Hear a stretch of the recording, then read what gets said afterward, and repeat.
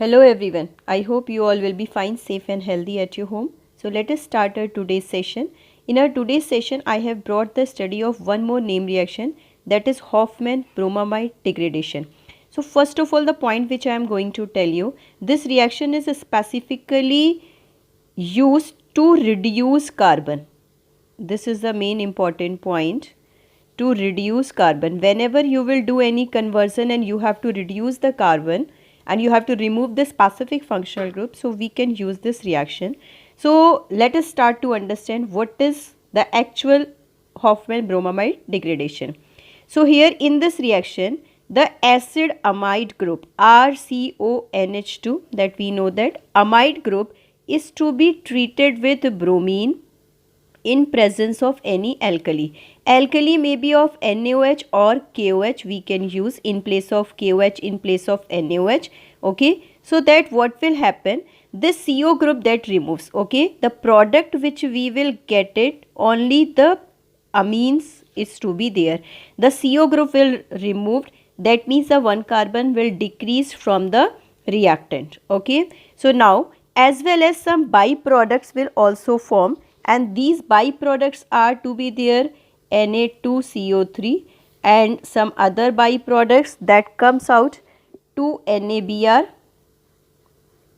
as well as water molecule. That already I have written the balanced equation for you, that you should not have any problem.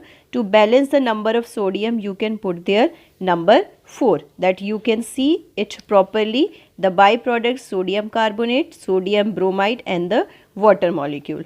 So let us take in the another way. Suppose you are having CH3CONH2. You are showing the reaction with bromine water, 4 moles of alkali water soluble base, that is NaOH. Then this will be able to form CH3NH2.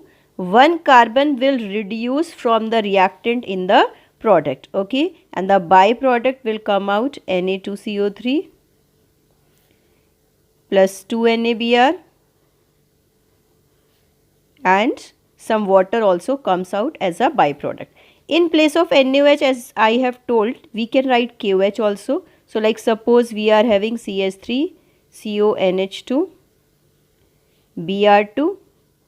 If we will take KOH, then what will happen? The product that you can write there the number 4. Okay.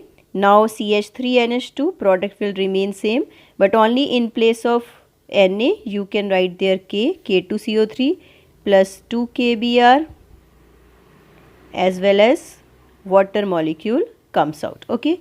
This reaction is also possible in terms of aromatic also. So like suppose you are having benzamide, benzene ring, CONH2. So the name of this chemical that I have taught already, this is benzamide. If you are treating with bromine water in presence of alkali, that I have taken NaOH. Now what product will you will get it? Aniline now, because CO group will remove, and that comes out in the form of Na2CO3 as well as 2 moles of NaBr, and 2 moles of water comes out as a byproduct, and this is the main product that we have got it, aniline. Okay, so you just have to see CO group will remove, that means the one carbon is going to be reduced in this specific name reaction, that is Hofmann-Bromamide degradation. Okay, so I think you all have got it, what is Hofmann-Bromamide degradation. Okay, I have focused on all the important points of all this reaction. That's all for today's session.